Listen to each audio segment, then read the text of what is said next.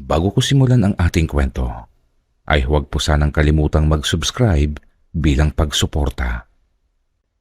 You are my sunshine, my only sunshine. You make me happy and make my day.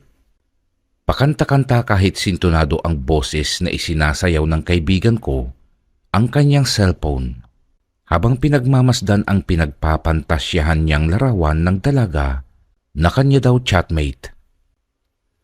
Nang minsang makita ko iyon, dahil kusa itong ipinakita sa akin ni Enzo, ay halos hindi ko maiwasan ang mapatawa sapagkat halata namang filter ang larawang iyon ng babae na halos mabura na ang ilong dahil sa pagka-edit. Enzo, huwag kang masyadong maniwala sa social media. Baka mabiktima ka ng sinasabi nilang expectation versus reality. Inggit ka lang, Karding, kasi may maganda akong katawagan gabi-gabi. Bakit? Hindi ba naka-off-cam ang camera nyo pag nagtatawagan kayo? Off-cam pa rin. Yun naman pala eh. Saka ka na magsaya ng ganyan. Kapag nagkita na kayo, maski sa camera lang ng cellphone nyo. Yung walang filter at tanggap nyo pa rin ang isa't isa. Diyan pa lang ako maniniwalang mahal nyo ngang pareho ang bawat isa. Napaka-killjoy naman nito. Oo na nga, susubukan kong kausapin siya sa video call para naman maniwala kang nagmamahalan talaga kami ni Melissa May ko. Nang alam kong asar na sa akin si Enzo, ay tinigilan ko na ang pang-aalas ka sa kanya. Kaagad na nga niyang kinontak si Melissa May na kaagad namang sumagot sa kabilang linya. Oh, Enzo, napatawag ka? Namiss mo na ako agad? Katatapos lang natin mag-usap ah. Gusto ko lang sana na mag-usap tayo na naka-on ang camera natin. Inaasar kasi ako nitong kaibigan ko na puro na lang daw off-cam kapag nag-uusap tayo. Iyon ay kung gusto mo lang naman. Ha? Sigurado ka? Sige. Ayun, salamat Melissa May. Nagbukas nga sila ng camera habang nag-uusap. Ipinakita pa sa akin ni Enzo ang kausap niya sa cellphone. Totoo ngang maganda ito maski walang filter, pero ang ipinagtataka ko ay kung bakit parang nasa gubat ito. Sa kagubatan ba yan nakatira o sadyang madahon lang ang kanilang lugar?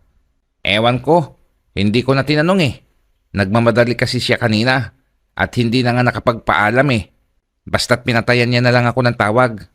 Oh, pero ngayon, kumbinsido ka na bang maganda ang Melissa May ko? Oo, kumbinsido na po ako. Pero may iba na namang bumubulong sa isipan ko ano na naman ba yan ha? Huwag mong sabihin na dahil sa background na naman kanina ni Melissa May. Oo, isa na yan sa naiisip ko.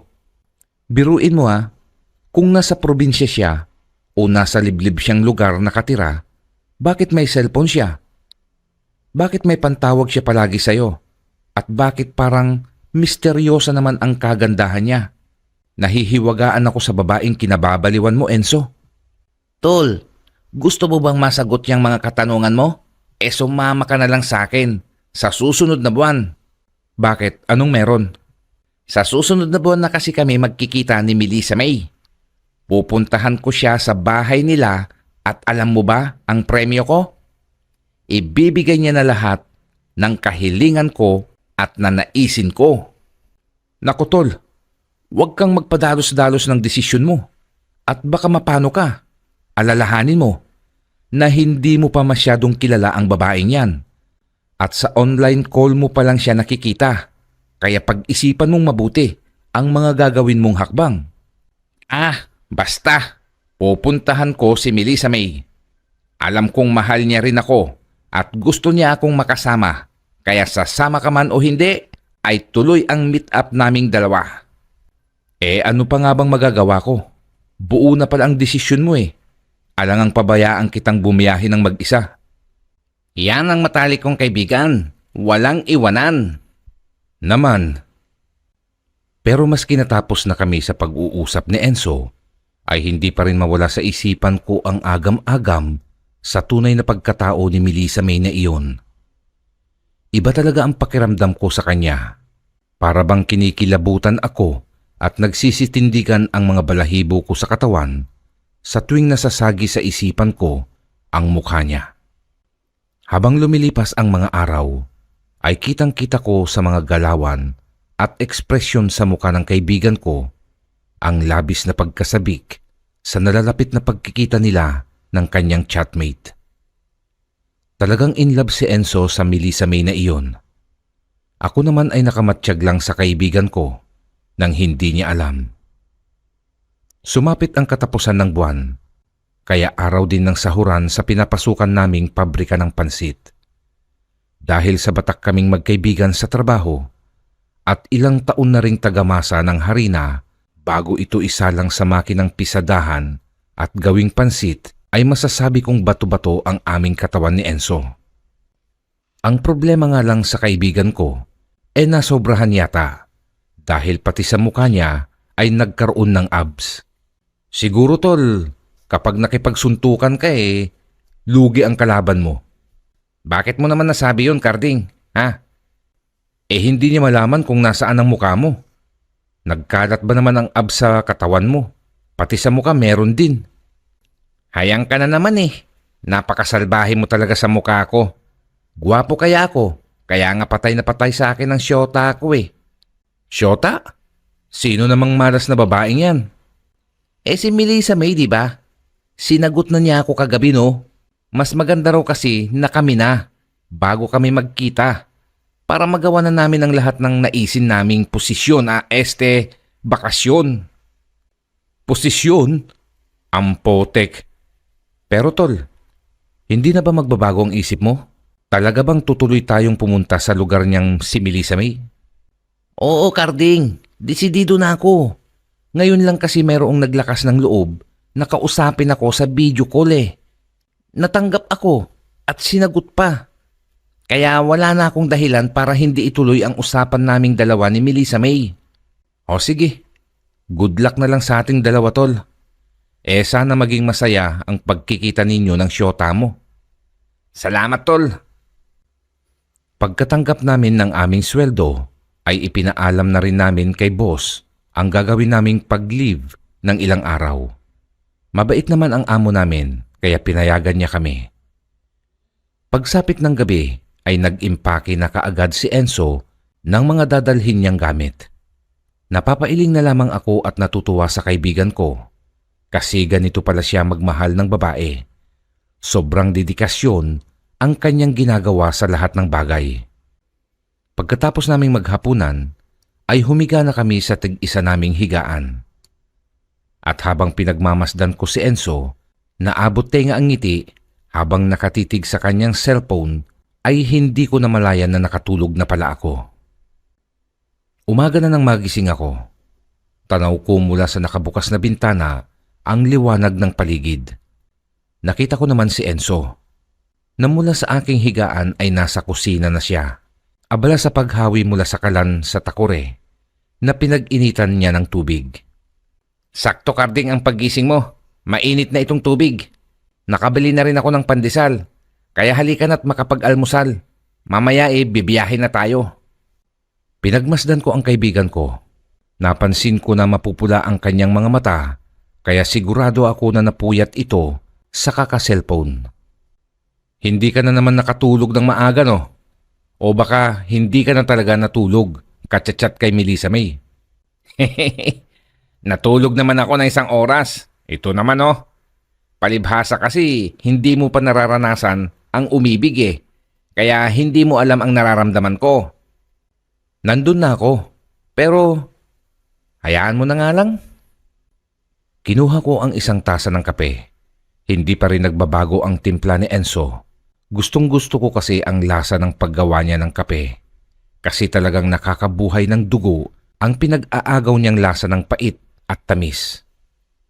Nang matapos kami sa pag-aalmusal, ay gumayak na kami para bumiyahe.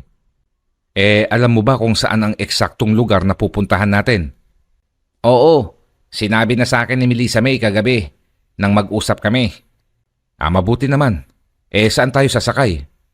Sa bus na biyaheng papuntang Cagayan. Madadaanan kasi nito ang lugar ni na Melissa May Sige, ikaw ang bahala. Mas ikaw ang nakakaalam ng mga detalye kung paano tayo makakapunta ron. Sumakay muna kami ng tricycle papuntang terminal ng bus. Mabuti na lamang at nahabol namin ang first trip at may 2 pang bakanting upuan kaya nakabiyahe kami kaagad. Habang lumilipas ang mga oras ay hindi ko maiwasan ang antukin dahil sa hilo. Ang bumiyahe kasi ang pinakaayaw ko sa lahat kasi mahiluhin ako kaya dinadaan ko na lang sa pag-idlip-idlip.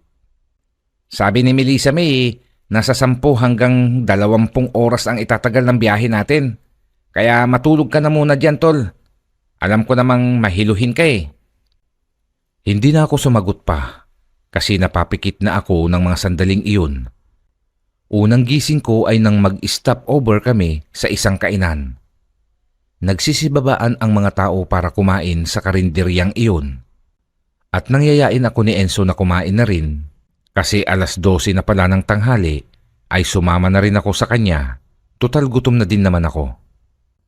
Malayo pa ba tayo, Enzo? Malayo-layo pa, Karding. Ang sabi ng konduktor na napagtanungan ko kanina, 2 tigil pa raw ang mararanasan natin bago tayo makarating sa lugar ni na Melissa May. Umorder ka na ng ulam mo at marami pang nakapila. Mamaya na tayo mag-usap sa pwestuhan nating mesa. Baka maubusan pa tayo ng pwesto eh. Ang inorder ko ay ang paborito kong adobo at igado. Si Enzo naman ay nilagang baboy at saka pinakbet. Pagkatapos naming bayaran ang aming inorder, ay naghanap na kami ng bakanting mesa at doon namin pinagpatuloy ang pag-uusap. May sinabi nga pala sa akin ang konduktor kanina, tol. Ano naman yun? Sabi niya, ang pupuntahan nating lugar ay sinasabi ng karamihan na lugar ng masisipag. Saka sabi pa niya, kapag nandun ka na, ay saka mo lang maiintindihan ang ibig sabihin yun. Pero kung makapunta ka sa lugar na kung tawagin ay saradong tribo, ay tiyak na kawalang pag-asa na raw ang makalabas pa roon ng buhay. Medyo magulo ang hirap intindihin. Ano naman ang punto niya? At bakit niya sinabi ang mga yan sa'yo? Babala daw eh. At para daw mag-ingat tayo sa mga lugar na papasukin natin dun. Pero hindi ako naniniwala. Baka panakot niya lang sa atin yun. Kasi alam niyang may magandang dalaga sa lugar na yun. At iyon ay walang iba kung hindi ang Melissa May ko. Paano kung may katotohanan ang sinasabi ng konduktor na yun? Maski na. Hindi rin naman ako basta-basta naniniwala. Lalo na nang banggitin niya ang patungkol sa mga aswang umano na nakikihalubilo sa mga taga roon para makapangbiktima ng mga dayo. Tila ba nagpanting ang mga tenga ko sa narinig ko? Matagal ko na kasing naririnig ang mga kwento patungkol sa mga kumakain ng laman loob at karne ng mga tao. At iyon na nga ang tinatawag nilang mga aswang. Pero hindi pa ako nakakakita ng ganoong klaseng nilalang. Marami din ang nagsasabing gawa-gawa lang sila ng makulit na imahinasyon ng mga matatanda para panakot sa mga bata at hindi na gumala pa sa gabi. Aswang ba kamo? Hindi ba kwentong barbero lang ang mga nilalang na yun? Tumpak! Kaya nga hindi ako naniniwala sa mga sinasabi sa akin ng mokong na konduktor na yun. O sige na, kumain na tayo. Baka maiwan pa tayo ng sasakyan pag nahuli tayo dito. Pagtapos naming mananghalian, ay nagsibalikan na kami sa loob ng aming sinasakyang bus. Hindi pa man tumatagal ng 30 minuto, ang sumunod naming biyahe ay nahilo na naman ako, kaya pinilit ko na lamang ulit ang makatulog. Hapon na nang makarating kami sa lugar kung saan sinabi ni Melissa May kay Enzo na bababaan namin. Binalaan na naman kami ng lalaking konduktor na mag-iingat sa mga lugar na iyon at sikaping huwag sapitan ng gabi, pero tinawanan lamang siya ng kaibigan ko. Ngunit ang ikinanuot ng noo ni Enzo ay nang mawalan siya ng signal. Ako naman ay nagpapatianod lamang sa kung anong susunod niyang mga hakbang. Nang mga panahong iyon ay hindi pa ako interesado na gumamit ng cellphone kaya tanging si Enzo lamang ang mayroon nito. Kainis, hindi tuloy matawagan ang nobya ko. Mabuti na lamang at nagbigay siya ng instruction kanina kung paano pumunta sa kanila dahil kung hindi, baka nga tayo dito magdamag. Lalo pat parang liblib ang daanang ito at madalang na daanan. Ayaw pa nga sana ng driver kanina na umikot sa parting ito eh. Napilitan na lamang din. Ang weirdo, ang putik naman. Gawin na lang kaya natin ang susunod na hakbang para makarating na tayo kila Melissa May. Paggabi na nakakatakot pa naman dito. Sige, basta't ang sabi niya, ibagtasin lang natin ang mabato at medyo may kaputikang kalsada na makikita natin dito. Teka, nasaan ba yun? Yun ba ang tinutukoy mo? Itinuro ko ang aking nakita. Sumilay naman ang ngiti sa labi ni Enzo, sa kanya ako hinawakan sa balikat. Yun na nga, Karding. Ano? Tara na't umpisahan na natin ang paglala. Uy! Hoy! Hintay! Hindi ko na tinapos ang pagdadaldal ni Enzo kasi iba na talaga ang pakiramdam ko sa lugar na yon. Tila ba may nakamasid lang sa amin sa paligid pero hindi namin makita. Sinadya ko ring bilisan ang paglalakad at hindi pansinin ang aking kaibigan para mas mapabilis ang aming paglalakbay. Nasa halos 30 minutos din ang aming nilakbay bago namin matanaw ang isang baryo na may mga kubo na gawa sa dayami, ang dingding at bubong. Halatang salat sa buhay ang mga tao roon at tiyak na walang elektrisidad dahil masyadong liblib ito. Habang papalapit kami, ay mas nararamdaman namin ang mga yabag na tila nakasunod sa amin ni Enzo mula sa likuran. Kapag nililingon naman namin ito, ay wala naman kaming makita. Subalit ang mga yabag na iyon ay unti-unti nang lumalapit sa amin na tila malapit na kaming maabutan. Mabuti na lamang at sinalubong kami ng isang dalagang pamilyar ang muka na may kasamang mga lalaki. Doon pa lamang nawala ang ingay na nasa aming likuran ni Enzo. Melissa May! Mamaya na, Enzo. Bilisan nyo at pumasok na kayo sa kubo, bilis! Ano bang nangyayari? Mamaya na ako magpapaliwanag. Ate Yong, samahan niyo po sila sa bahay at siguruhing walang mangyayaring masama sa kanila. Alam niyo na po ang ibig kong sabihin. Pagkatapos tumango ng may katanda ang lalaki kay Melissa May, ay inakay na kami ng mga ito sa dinala sa pinakamalaking kubong naroroon. Ipinasok kami sa loob saka sinabing huwag kaming lalabas at may pupuntahan lang silang mahalagang bagay. Ang sumunod na nangyari ay tila mga nag-aaway na hayop ang aming narinig ni Enzo, kaya nagkatinginan kaming dalawa. Ano ba ang tunog na yon? Nakakatakot naman. Parang hindi mga ordinaryong hayop ang mga nagsasagupaan. Baka aswang. Karding naman eh. Huwag ka namang magbiro ng ganyan. Natatakot tuloy ako eh. Ginusto mo to eh. Kaya huwag kang magtanong sa akin. Kay Melissa May ka kaya magtanong, no? Makaraan ang ilang minuto ay narinig na namin ang pagbukas ng pinto. Mula rito ay pumasok si Melissa May na may sugat sa braso. Magtatanong pa sana ako, kaso nagsabi na siya kaagad ng mga nangyari. Isang mabangis na baboy ramo ang sumusunod sa inyo kanina. Mabuti na lamang at hindi niya kayo nabiktima.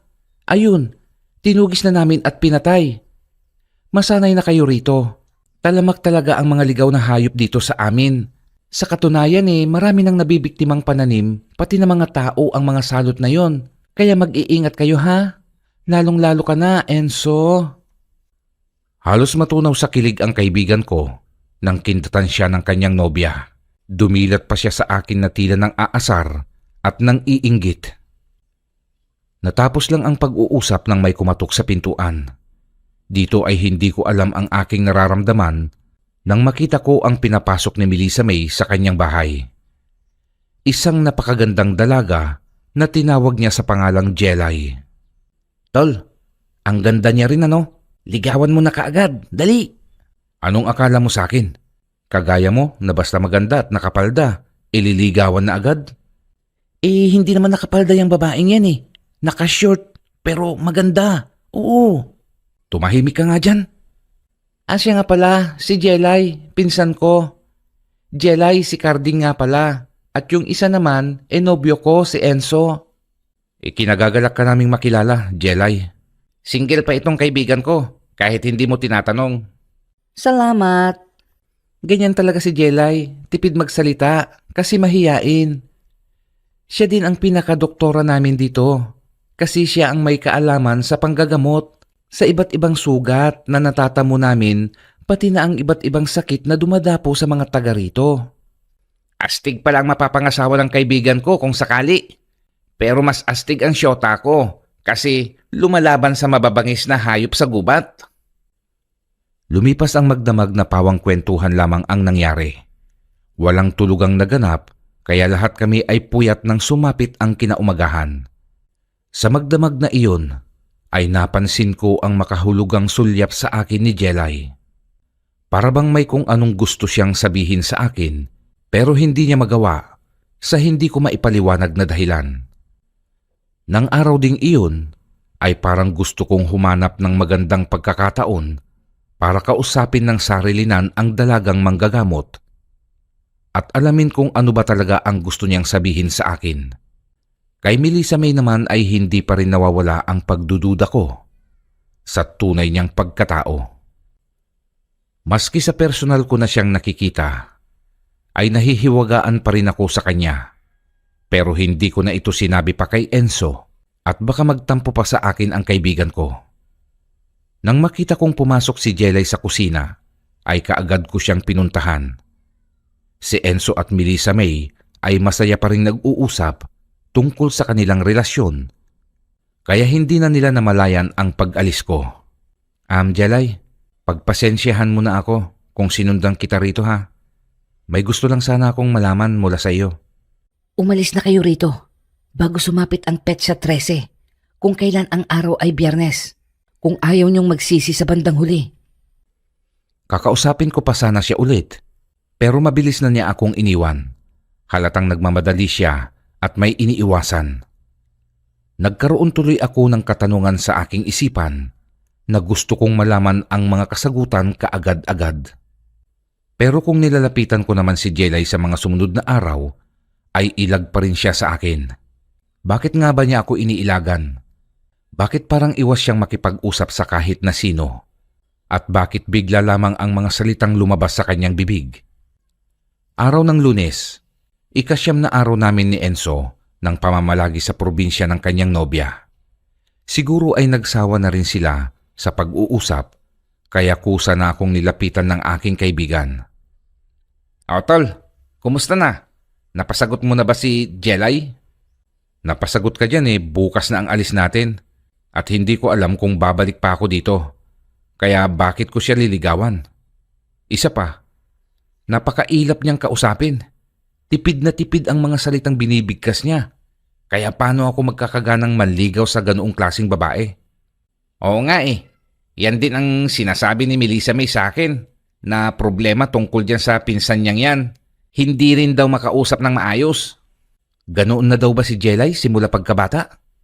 Ang sabi ni Melissa May, hindi naman daw Nagsimula lang daw yan nung iwan siya nung kaibigan niyang lalaki na naging malapit niyang kaibigan at may usapan sila na paglaki nila ay saka magpapakasal. Ang kaso, biglang naglaho ang lalaking yun. Ilang buwan ding iyak ng iyak at hindi nagsasalita si Jelay. At nang maka-move on na raw sa nangyari, ganyan na. Hindi na daw pala imik. Grabe naman palang pinagdadaanan niya, no? Hindi pala natin siya masisisi. Kasi may trauma na siya. Sigurado kong nakipaglapit loob na sa iba yung lalaking yun. At iniisip niya na baka maulit lang muli ang nakaraan. Pwede rin ganun. Pero Enzo, maniniwala ka ba kapag sinabi kong binalaan ako ni Jelay na huwag na daw tayong papaabot dito ng petsa 13 at araw iyon ng Biyernes? Di nga. Totoo tol, walang halong biro. Paano ba yan Humingi si Melissa May sa akin ng dagdag na 3 araw bago tayo umuwi. Anong sabi mo? Ano pa? Di pumayag ako. Ay gagi, bakit ka pumayag? Kasi gusto ko din.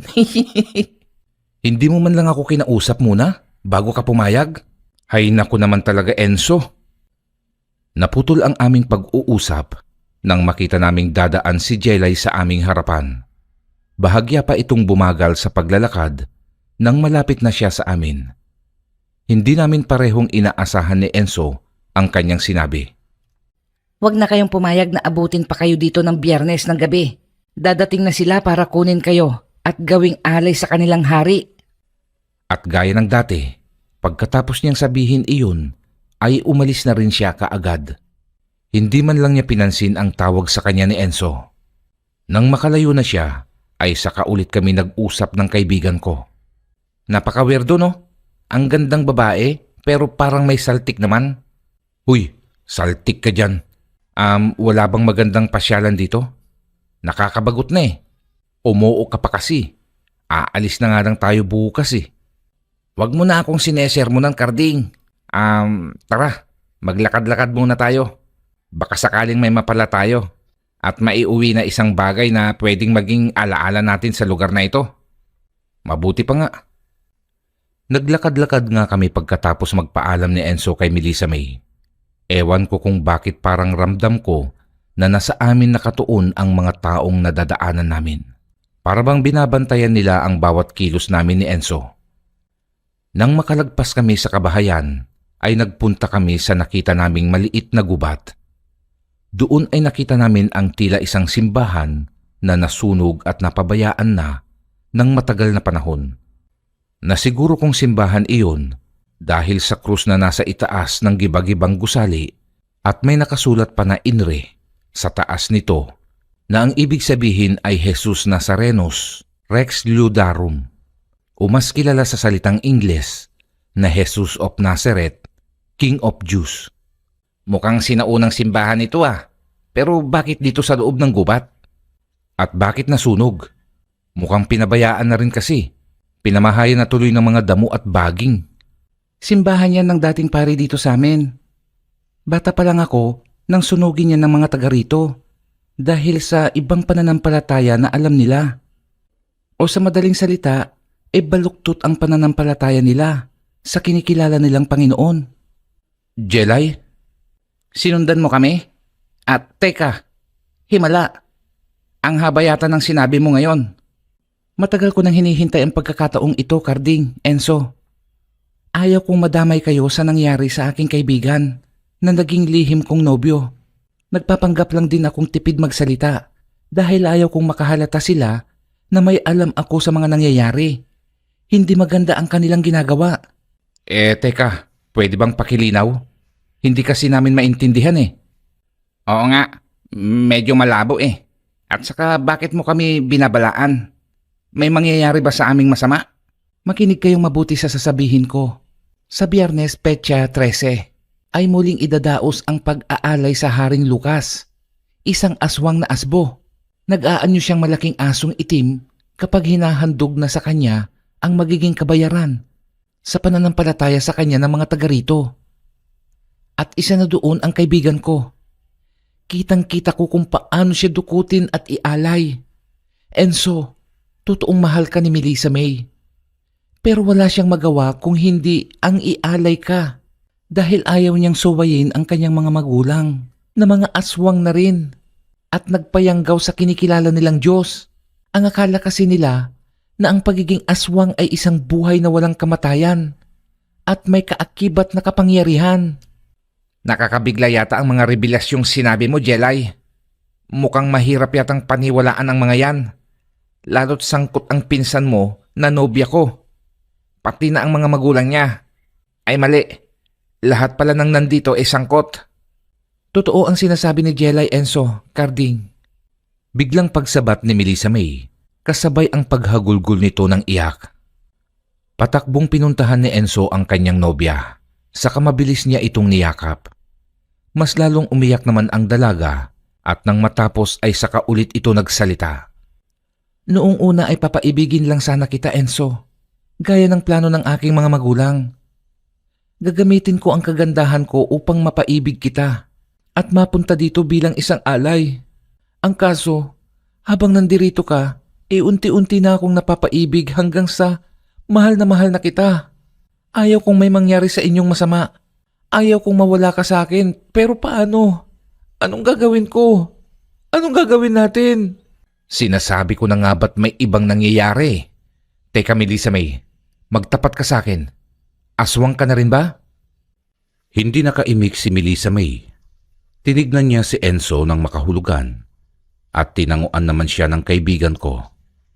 Dito na naglakas ng loob umamin sa amin ang dalaga. Magiging ganap na aswang pa lamang ako kapag natikman ko na ang karni ng taong bibiktimahin namin sa Biyernes ng gabi.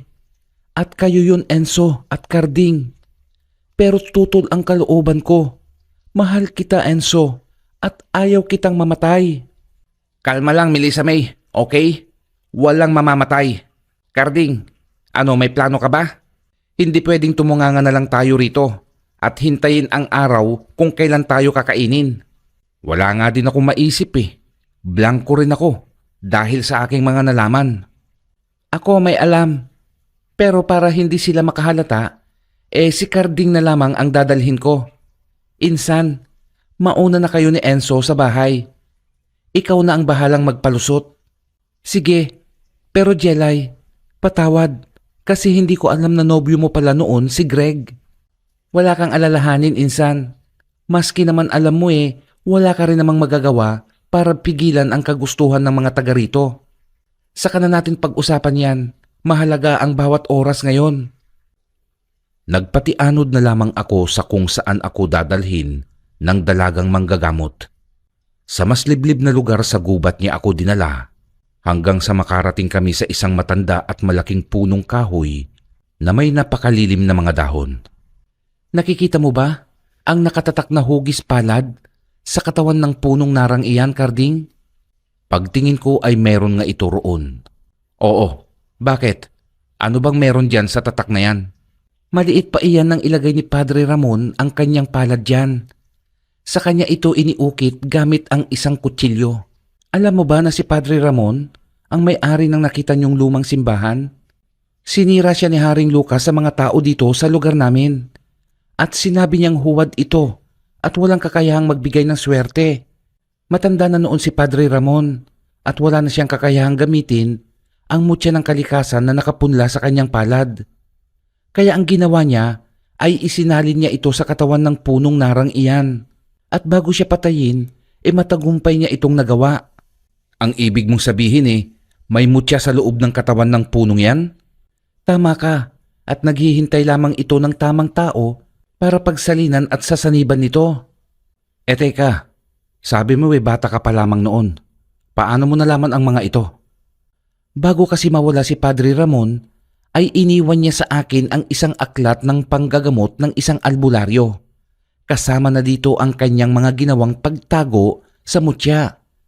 Kaya marunong akong gumamot dahil din sa librong iyon. Paano naman ako mapipili ng mutya para saniban? Walang kasiguruhan, Carding, pero wala rin namang mawawala kung susubukan mo. Kapag nagtagumpay ka may panlaban ka na sa mga aswang. Pero kung hindi, isa na lamang ang paraan para makaligtas kayo. Ano, ang tumakas? Oo, Carding. Ayaw ko. Ang gusto ko sana ay wakasan na ang kasamaan ng mga taga rito. Tuldukan na ang pambibiktima nila ng mga inosenteng tao. Tapusin ko ang buhay ng huwad na Panginoon na si Lucas para na rin maipaghiganti ko ang mga nabiktima nilang walang kalaban-laban nilang pinatay. Sumilay ang matamis ng ngiti ni Jelay sa mga sinabi ko. Napayakap pa ito sa akin na aking ikinagulat. Mukhang ikaw na nga ang tinutukoy sa aklat ni Padre Ramon na bagong tagapagmana ng mutya ng kalikasan. Malaki ang posibilidad na ikaw yon dahil sa iyong prinsipyo, Carding. Sana nga ay tama ka, Jelay. Sana nga ay gamitin akong instrumento ng Diyos upang lupigin ang kumakalat na kasamaan dito sa mundo nang sa gayon ay wala ng bantang panganib sa bawat taong mapapadpad dito sa lugar nyo. Pagkalas ni Jelay sa pagkakayakap sa akin, ay inakay na niya ako palapit sa katawan ng punong may nakaukit na palad. Pagdating namin doon, ay kinausap niya akong ilagay ang palad ko doon. Marahan naman akong tumango at saka huminga ng malalim at pagkatapos ay ibinaling ko ang tingin sa puno. Dahan-dahan kong inilapat dito ang aking nakabukang kaliwang palad.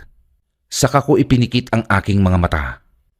Nang lumapat ito ay naghintay kami ng ilang sandali kung may kakaibang mangyayari. Pero lumipas na ang ilang minuto ay wala pa ring nagbabago. Kaya dismayado kaming pareho ni Jelay sa naging resulta. Pasalampak akong napaupo sa kasumandal sa puno.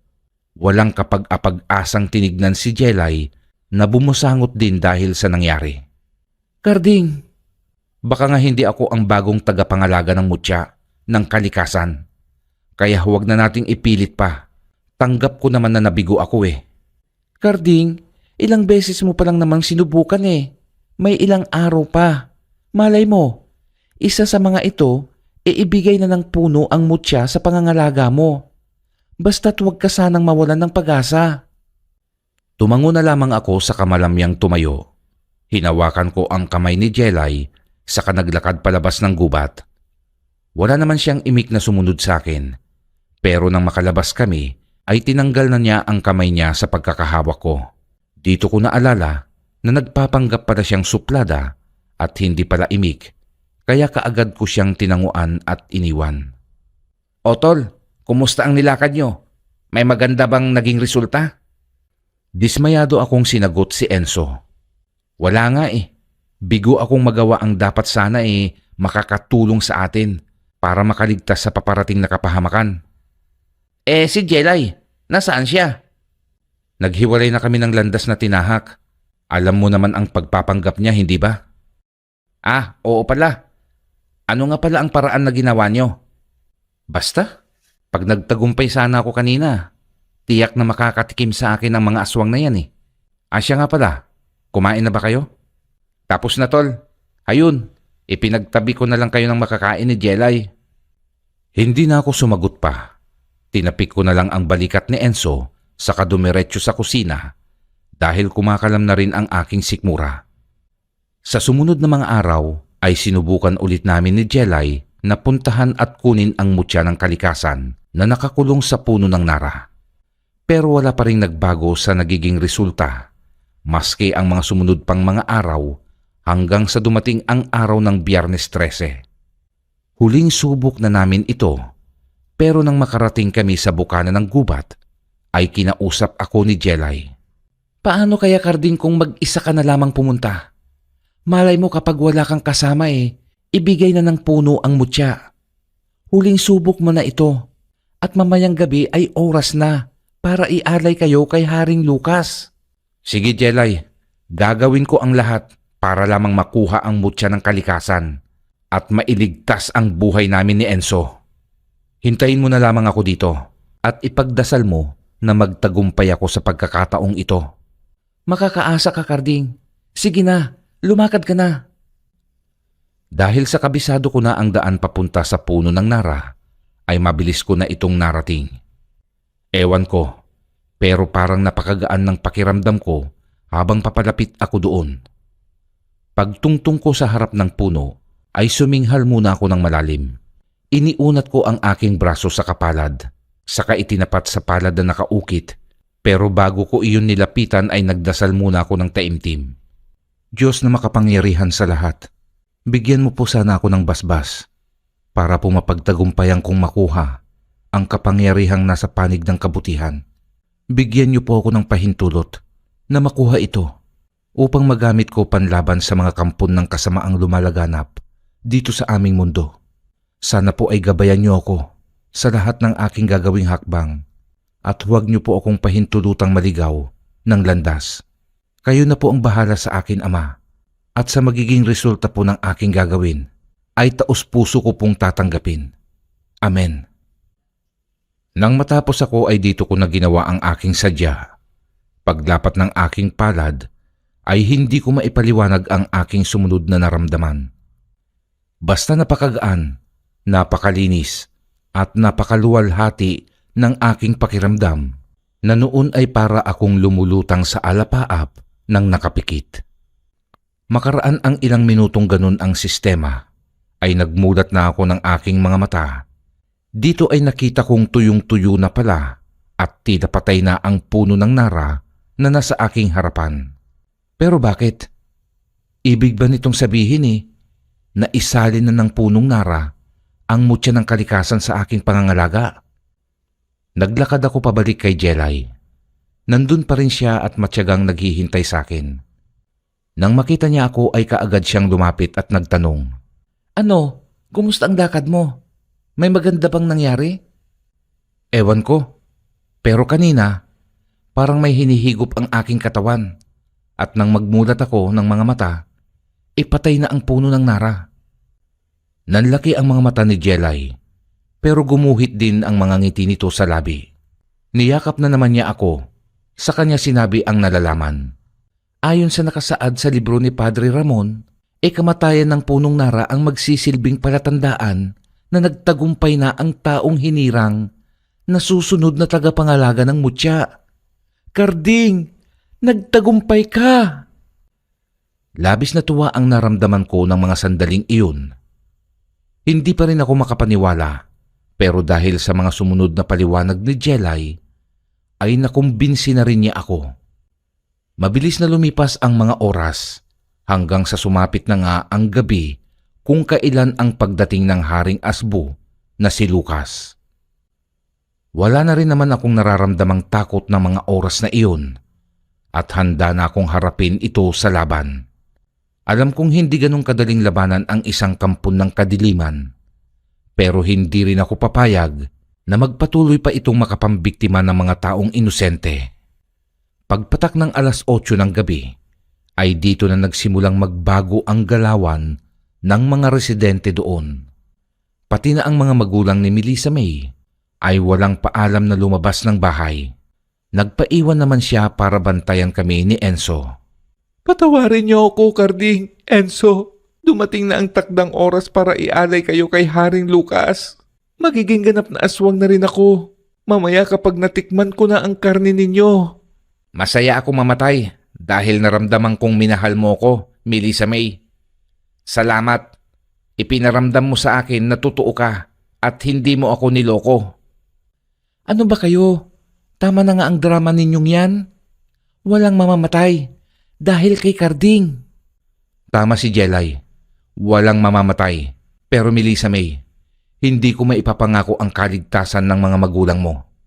Aswang na sila, kaya pasensya na. Hindi ko na hinintay ang pagsagot niya sa akin. Dali-dali na akong lumabas ng bahay para tuntunin kung saan darating si Haring Lucas.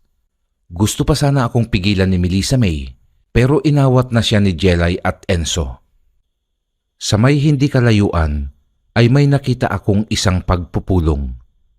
Doon ay nagtipon-tipon ang mga residente para salubungin ang pagdating ng kinikilala nilang Panginoon na si Lucas, ang aswang na asbo. Hindi nga ako nagkamali dahil ilang minuto lamang ang dumaan ay may dumating ng isang malaking itim na aso na nagmula sa loob ng malaking kagubatan. Nagsiyuko at nagsiluhod naman ang mga residente dito, tanda ng kanilang paggalang sa huwad nilang Diyos-Diyosan. Maraming salamat sa mainit ninyong pagsalubong sa akin, mga alagad ko. Matagal-tagal din ulit akong hindi nakakain ng tao, kaya gutom na gutom ako. Kaya bago ko gawin ang seremonya ng pampaswerte sa inyong buhay, ay kunin na ninyo ang aking pagkain na bukal sa puso ninyong inialay. Tumango ang mga kalalakihang may dalang pamalo at sako. Pero hindi ko na sila pinayagan pang makalayo at nagpakita na ako ng kusa. Huwag na kayong mag-aksaya ng oras dahil nandito na ako. Bago nyo masaling ang kaibigan ko, ay ako muna. Dadaan muna kayo sa aking mga kamay. Matapang pala ang magiging hapunan ko ngayong gabi. Gusto ko yan. Sige, dakpin siya at dalhin sa aking harapan. Ang mga nayanggaw na mga residente na tuluyan ng niyakap ang pagiging aswang kasama na ang mga magulang ni Melissa May ay gumawa na ng pag-atake laban sa akin. Automatiko namang pumorma ang aking katawan para sa gagawing pag-atake. Bawat lumalapit sa aking aswang ay pinapatamaan ko sa bandang puso gamit ang nakabuka kong mga palad. Ewan ko, pero parang wala naman akong kakaibang ginagawa. Subalit bawat tamaan ko ay tumitilapon, bumabagsak sa lupa at hindi na nakakatayo pa. Napatingin pa ako sa sarili kong mga kamay na may ngiti sa mga labi. Go, Carding! Kaya mo yan, tol! Ang galing mo! Napalingon ako at si Enzo ang sumigaw. Napakamot ako sa ulo. Sinenyasan silang lumayo roon. Kaagad naman silang sumunod, pero napansin sila ni Haring Lucas. Iyon siguro ang isa sa magiging hapunan ko. Bilang isang malaking itim na aso, ay mabilis nitong hinabol ang tatlo kong kaibigan. Dumiretso naman sila sa loob ng bahay, pero kitang-kita ko kung papaano sirain ng asbo ang dingding at pintuan noon. Hoy, aswang! Ako ang harapin mo! Duwag ka! Mabuti na lamang at nakuha ko ang atensyon niya.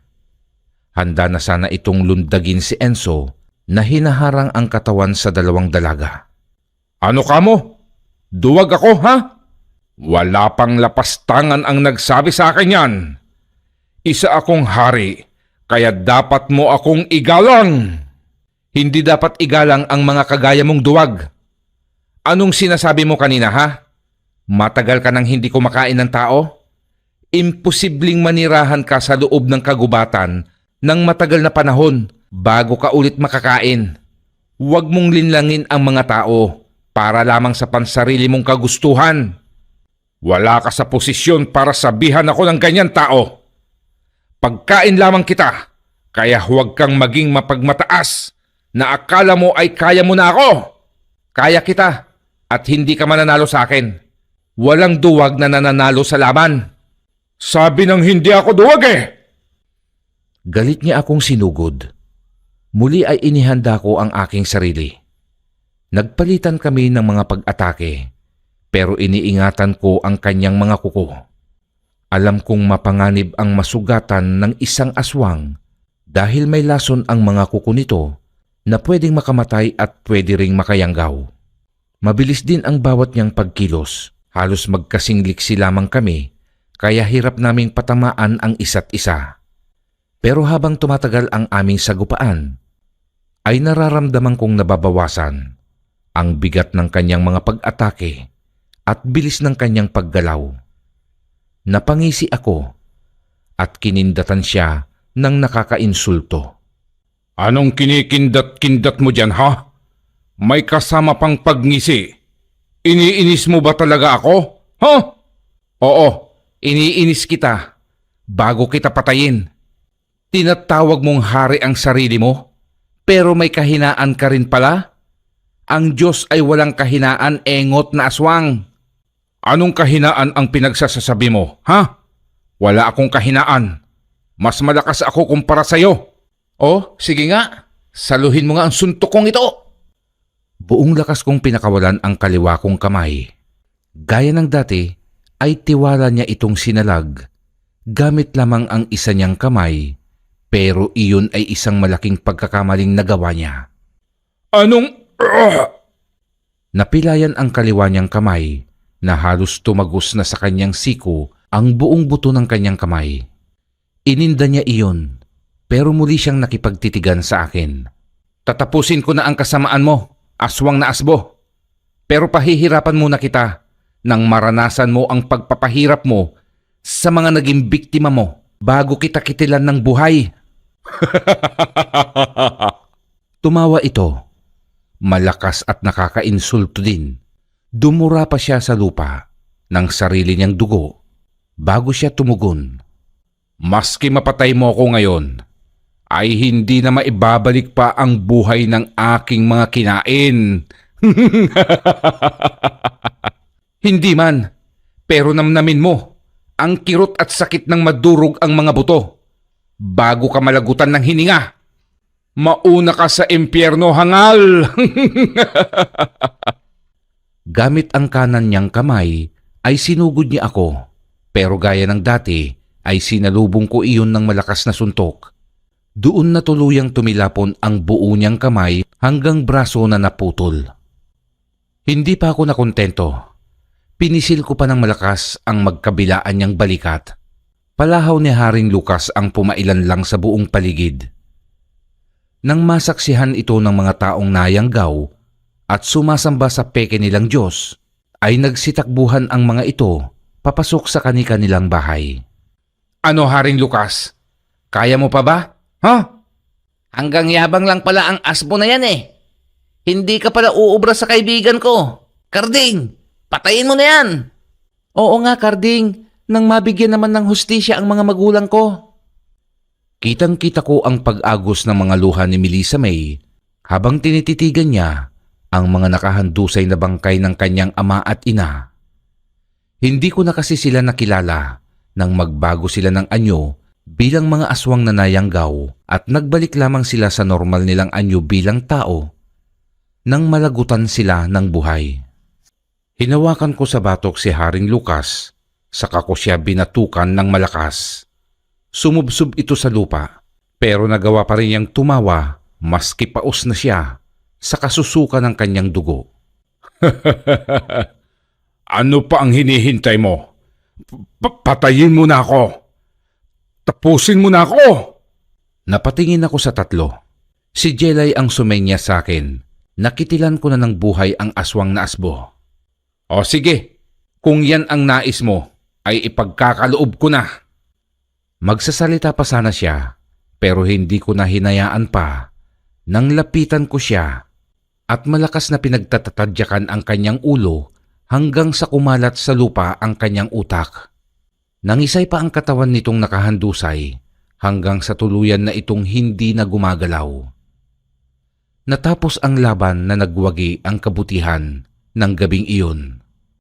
Pagsapit ng bagong umaga, ay kinausap namin ni Jelay ang mga tao para ipaalam sa mga ito ang mali nilang nagawang desisyon na sambahin ang isang mapagpanggap na kampon ng kadiliman. Itinuro namin ang tunay na salita ng Diyos gamit ang Biblia ni Padre Ramon na naiwan niya kay Jelay. Tumulong din sina Enzo at Melissa May sa pagpapalaganap ng pananampalataya sa tunay at dapat na kilalaning Diyos sa sanlibutan. Hindi na kami bumalik pa ni Enzo sa siyudad dahil sa pagtulong sa mga residente doon na baguhin ang pananaw nila sa buhay. Mas lalong nagkaroon ng magandang biyaya ang pamumuhay ng mga ito nang magbalik loob sila sa Diyos na makapangyarihan sa lahat. Ay salamat. Naging normal na rin ang lahat. Oo nga eh. Kahit papaano, naibsan naman ang bigat ng kalooban ko sa pagkawala ng aking mga magulang. Salamat, Karding ha. Pinakawalan mo sila sa sumpa bilang mga aswang. Wala yun. Ginawa ko lamang ang tama at nararapat. Anong plano niyong dalawa ngayon? Ano pa?